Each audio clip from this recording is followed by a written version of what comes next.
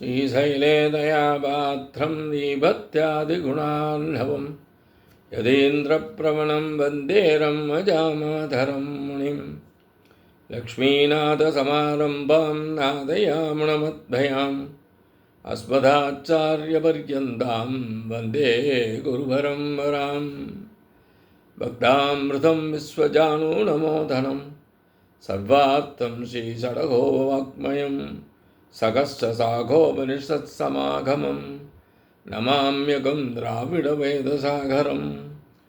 திருவழுதினாடென்றும் தென்குருகூர் என்றும் மறுவினியவன் பொருணல் என்றும் அருமறைகளந்த அதிசைதான் அடியினையே எப்பொழுதும் சிந்தியாய் நெஞ்சே தெளிந்து ஏத்த பெருங்கீர்த்தி ராமானுஜமுனிதன் வாய்த்த மலர்பாதம் வணங்குகின்றேன். ஆய்த்த பெரும் சீரார் சடகோபன் செந்தமிழ் வேதம் தரிக்கும் பேராத உள்ளம் பெற.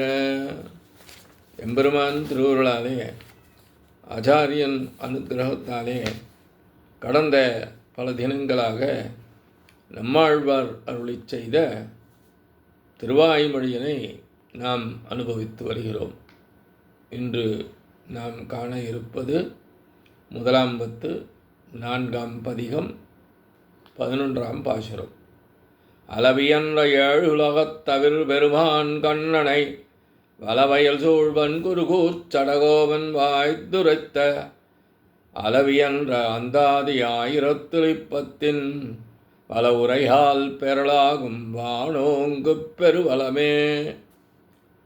அளவு என்ற எல்லையை கடந்த 7 உலகத்தார் பெருமான் 7 உலகங்களிலும் உள்ள சேதனர்களுக்கு தலைவனான பெருமானை, கண்ணனை, அந்த எம்பெருமானை வளவயல் சூழ் வளப்பமுள்ள கழனிகள் சூழ்ந்த வன்குருகூர் அழகிய திருநகரிக்கு தலைவராகிய சடகோபன், சடகோபன் என்ற நாமம் தரித்த ஆழ்வார் வாய்ந்துரைத்த அன்பு பூண்டு அருளிச் செய்த அளவியன்ற சகல லட்சணம சம்பந்தமுடைய அந்தாதித்தொடையான 1000த்துள் 1000த்துக்குள்ளே இப்பதிகத்தினுடைய வளம் உரையால் வளமாகிய சொல் அளவினாலே வானோங்கு பெருவளம் பரமபதத்தில் சிறந்த செல்வமாகிய கைங்கரிய செல்வத்து ஆகும் அடைவதற்கு வழிபிறக்கும். இத்திருவாய்மொழி கற்றார்க்கு உண்டாகும் பயன் கூறி தலைக்கட்டும் பாசுரம் இது. இத்திருவாய்மொழியில் சொன்ன மாத்திரத்தை கட்டாலும் திருநாட்டை பெறுவதற்கு போதும் என்கின்றார்.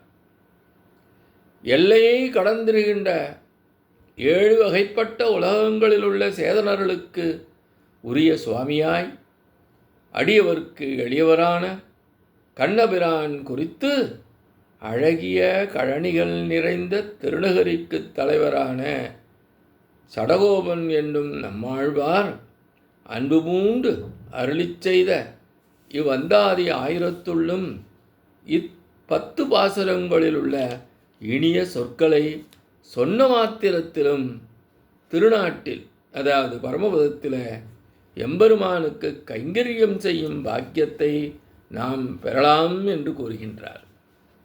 இத்திருவாய்மொழியில் ஒவ்வொரு பாசுரத்திலும் எம்பெருமானுடைய மேன்மை குணங்களையும் எளியனாம் தன்மையுமே ஆழ்வார் குறிப்பிடுகிறார். இக்குணங்கள் ஆச்சாரியனுக்கும் பொருந்தும் என்கின்றார்கள் பூர்வாச்சாரியர்கள். நாரை, குயில், அன்னம், மகன்றில், குருகு, வண்டு, கிளி, நாகணவாய்ப் பறவை, வாடைக்காற்று, தன் நெஞ்சம் ஆகியவற்றினை இறைவனிடம் தூதாக அனுப்புகிறாள் பராங்குச நாயகி. எனினும் இவை ஆச்சாரியனை குறிக்கிறது என்றும் ஜீவாத்மாவையும் பரமாத்மாவையும் ஆச்சாரியனே சேர்த்து வைக்கின்றான் என்பதும் உள்ளுரைப் பொருளாக தரப்படுகின்றது.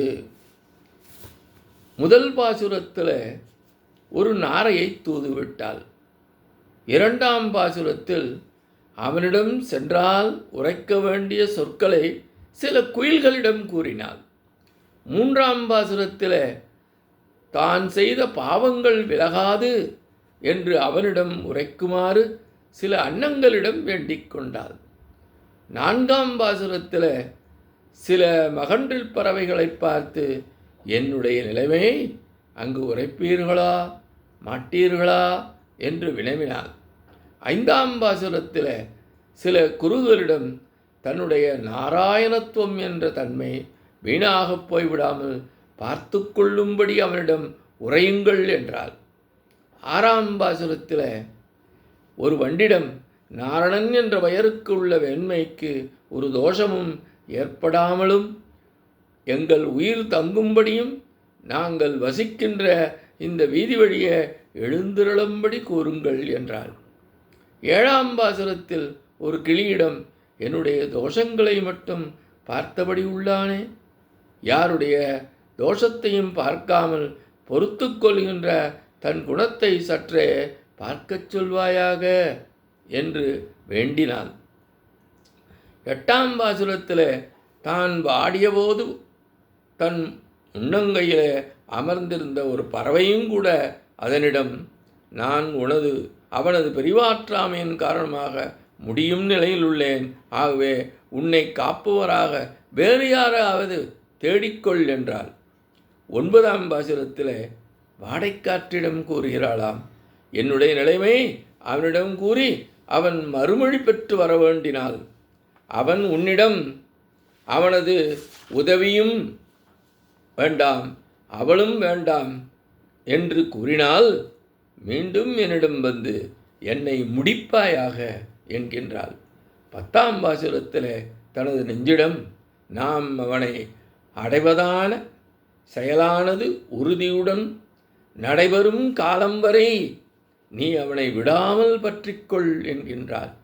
இறுதியாக இந்த பாசுரம் மூலம் இத்திருவாய்மொழியை பொருளுடன் உணர்ந்து கற்க வல்லவர்களுக்கு உண்டாகக்கூடிய பலன்கள் கூறி நிறைவு செய்கின்றார். இத்தோடு இன்றைய காணொலியை நாம் நிறைவு செய்கின்றோம். எம்பெருமான் திருவடிகளே சரணம். நம்மாழ்வார் திருவடிகளே சரணம். எம்பார் திருவடிகளே சரணம்.